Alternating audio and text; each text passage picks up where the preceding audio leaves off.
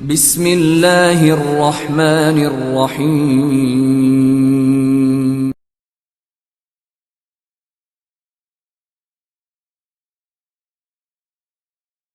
نحمدہ ونصلی علی رسولہ الکریم اما بعد اعوذ باللہ من الشیطان الرجیم بسم اللہ الرحمن الرحیم۔ آج تیسرا پارہ اپنے اندر دو صورتیں لیے ہوئے ہے، سورہ بقرہ کا اختتامی حصہ جس میں 7 رکوع ہیں، اور سورہ آل عمران کا ابتدائی حصہ جس میں 9 رکوع ہیں۔ جہاں تک سورہ بقرہ کا ذکر ہے، اس کے 34ویں رکوع میں اللہ تعالیٰ نے اپنی بادشاہت کا، اپنی کرسی صدارت کا ذکر فرمایا ہے، اور جس آیت میں ذکر فرمایا ہے اس آیت کو بھی آیت الکرسی کہا جاتا ہے۔ سورہ بقرہ کی آیت نمبر 255 میں اللہ تعالیٰ نے اپنی بادشاہت کے زمین و آسمان پر حاوی ہونے کا ذکر فرمایا ہے، اور فرمایا ہے کہ اسے یہ نگہبانی تھکاتی نہیں ہے، اسے نہ اونگ آتی ہے نہ نیند آتی ہے۔ اس آیت مبارکہ کو حدیث میں شیطان کے خلاف ایک مضبوط ہتھیار قرار دیا گیا ہے، تو جو کوئی ہم میں سے کثرت سے اس کی تلاوت کرتا ہو وہ یقینی طور پر شیطان کے وار سے محفوظ رہ سکتا ہے۔ اس سے اگلی ہی آیت میں اللہ تعالیٰ نے دین میں کوئی زبردستی، کوئی زور، کوئی جبر نہ ہونے کا جو ہے وہ ذکر فرمایا ہے۔ اللہ تعالیٰ نے فرمایا لا اکراہ فی الدین، دین کے معاملے میں کوئی جبر نہیں۔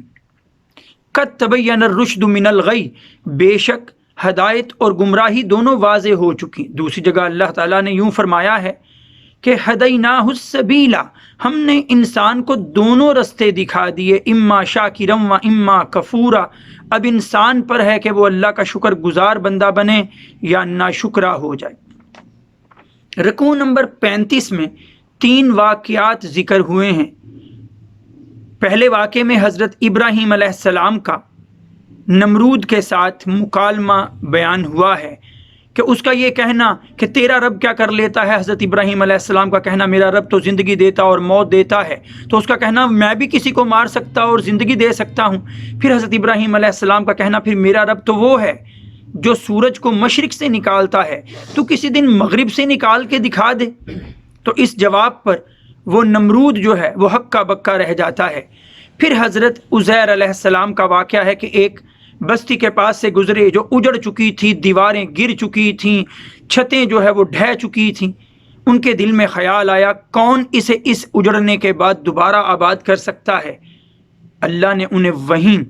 موت کی نیند سلا دیا اور 100 سال کے بعد دوبارہ اٹھایا۔ اب ان کے سفر میں ان کے ساتھ ان کا کھانا پینا اور ان کے سواری کے لیے ان کا گدھا بھی موجود تھا۔ اللہ تعالیٰ نے دکھایا کہ 100 سال اٹھانے کے بعد بھی تمہیں دیکھو تمہارا کھانا پینا ابھی تک باسی نہیں،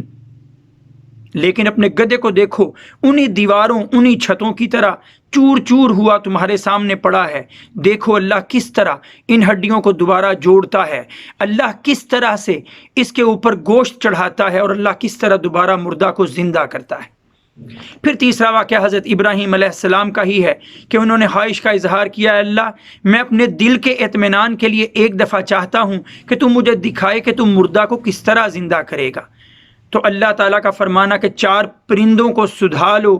کہ تمہاری آواز پہ لبیک کہیں، پھر جب وہ پوری طرح ٹرینڈ ہو جائیں تو ان کے ٹکڑے ٹکڑے کرو، کوئی کسی پہاڑ پہ ڈال دو، کوئی کسی پہاڑ پہ ڈال دو، پھر آواز دو، اور دیکھو اللہ کے حکم سے وہ کس طرح جڑ کر تمہارے سامنے پھر اڑتے ہوئے آتے ہیں۔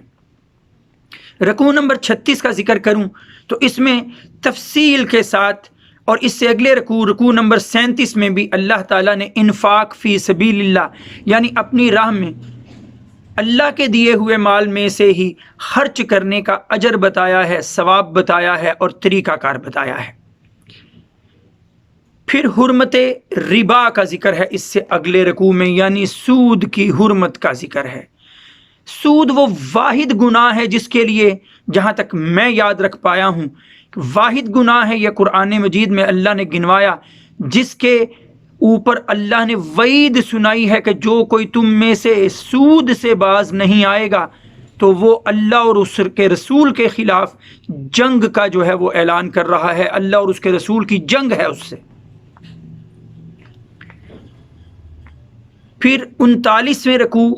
میں اللہ تعالیٰ نے لین دین کے اصول بتائے ہیں کہ ایک مقرر مدت کے لیے اگر کسی کے ساتھ آپ لین دین کرتے ہیں تو اس معاملے کو لکھنا اور لکھتے وقت ساتھ میں گواہ مقرر کرنا، یہ ضابطے اس رکوع میں بیان ہوئے ہیں۔ اور اسی رکوع کی جو پہلی آیت ہے، آیت نمبر 282، جسے آیت مدائنت، لین دین کے بارے میں جو آیت ہے کہا جاتا ہے،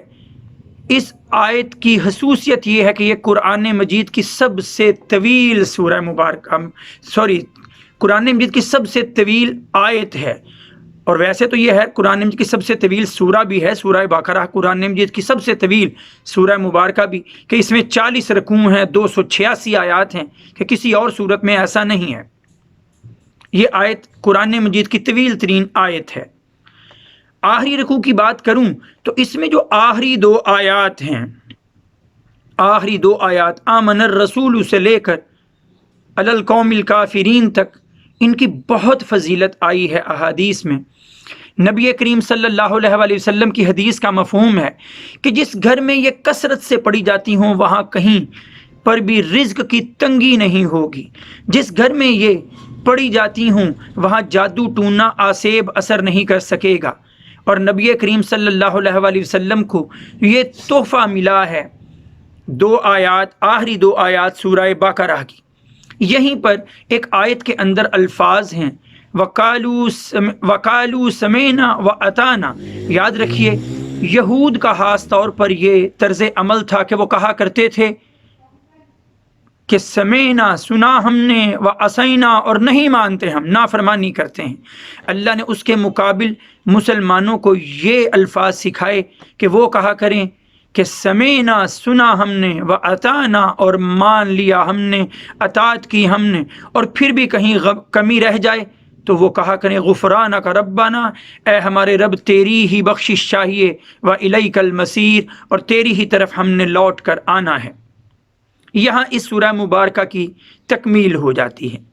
پھر شروع ہوتی ہے سورہ آل عمران۔ سورہ آل عمران کی پہلی آیت سے لے کر آیت نمبر 83 تک، یعنی 8ویں رکوع اور اس کے بعد 9ویں رکوع کے کچھ حصے تک، یہ 83 آیات کا نزول جو ہے وہ اس طرح سے ہوا کہ نجران کے علاقے سے ایک وفد آیا تھا 9 ہجری میں۔ انہوں نے عیسائیت کے حوالے سے نبی کریم صلی اللہ علیہ وآلہ وسلم کے ساتھ مناظرہ کیا، تو وہ جو اپنی باتیں کہتے اور ان کے جواب میں حضرت محمد صلی اللہ علیہ وسلم پر جو وحی اترتی اور آپ انہیں جواب دیتے، ان احکامات کے بارے میں ابتدائی حصہ ہے سورہ آل عمران کا۔ اس میں اہل کتاب کا لفظ بار بار استعمال ہوا ہے۔ اب ظاہری مطلب تو یہ ہے اہل کتاب کا کہ ہر وہ قوم جس کے نبی پر کوئی الہامی کتاب اتری اور وہ اس کتاب پر عمل پیرا ہیں، وہ سب کے سب لوگ اہل کتاب جو ہے وہ کہلائیں گے۔ لیکن قرآن مجید نے خاص طور پر یہ لفظ اہل کتاب یہود و نصارہ یعنی یہودیوں اور عیسائیوں کے لیے استعمال کیا ہے۔ پھر یہیں پر انہی آیات کے اندر اللہ تعالیٰ نے تبلیغ کا، دوسروں کو نصیحت کرنے کا، سمجھانے کا طریقہ بھی بیان فرما دیا۔ جیسے کہ آپ دیکھیے اللہ کے رسول حضرت محمد صلی اللہ علیہ وسلم سے کہا جا رہا ہے، کل، اے نبی کہہ دیجئے ان سے، یا اہل الکتاب، اے اہل کتاب، تعالوا الی کلمۃ سواء بیننا و بینکم، آؤ ان باتوں کی طرف جو ہمارے اور تمہارے درمیان ایک سی ہیں، برابر ہے۔ اللہ نعبد الا اللہ، یہ کہ ہم اللہ کے سوا کسی کی عبادت نہیں کریں گے، یعنی توحید باری تعالیٰ کا پیغام ہی وہ پیغام ہے، اللہ کو ماننے کا پیغام ہی وہ پیغام ہے کہ جو حضرت آدم علیہ السلام سے لے کر حضرت محمد صلی اللہ علیہ وآلہ وسلم تک ہر نبی کا رہا ہے۔ ہر نبی کی تبلیغ کا پہلا، اولین، بنیادی نقطہ توحید باری تعالیٰ کا پرچار ہی رہا ہے۔ پھر یہاں سے اگر ہم آگے بڑھیں تو 9ویں رکوع میں ہی اللہ تعالیٰ نے ہماری توجہ 2 باتوں کی طرف دلائی ہے۔ پہلے جو قومیں گزریں ان پر جو جو نبی آتے رہے وہ انہیں تو مانتے رہے، ان سے پہلے نبیوں کو بھی مانتے رہے، لیکن جو ان کے بعد نبی آئے ان کو ماننے سے انہوں نے انکار کیا۔ کچھ نبی جو ہے وہ ان پر ایمان لے آئے اور کچھ نبیوں کا انہوں نے انکار کیا۔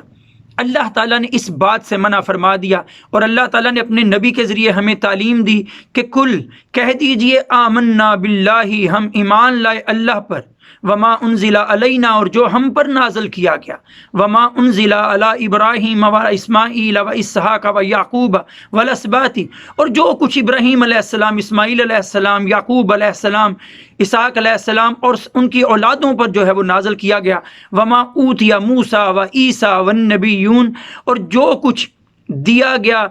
موسیٰ علیہ السلام کو، عیسیٰ علیہ السلام کو اور دوسرے نبیوں کو، لا نفرق بین احد منہم، ہم ان میں کسی میں فرق نہیں کرتے، ونحن لہ مسلمون، اور ہم تو اللہ ہی کے اوپر ایمان لانے والے، مسلمان ہونے والے اور اس کے سامنے سر تسلیم خم کرنے والے ہیں۔ یعنی ہمارے ایمان کا بنیادی نقطہ یہ ہے کہ ہم اللہ کے بھیجے سب نبیوں کو برحق مانتے ہیں، اور ان میں اب حضرت محمد صلی اللہ علیہ وآلہ وسلم کو آخری نبی مانتے ہوئے ان کی تعلیمات پر عمل پیرا ہیں۔ یہیں سے ایک اور تعلیم بھی ہمیں جو ملتی ہے، اللہ تعالیٰ نے سورہ آل عمران میں فرمایا ان الدین عند اللہ الاسلام، اللہ کے ہاں قابل قبول دین صرف اور صرف اسلام ہے۔ فمن یبتغی غیر الاسلام دینا، اور جو کوئی دین اسلام کے سوا کوئی اور مذہب جو ہے وہ قبول کرے گا، لن یقبل منہ،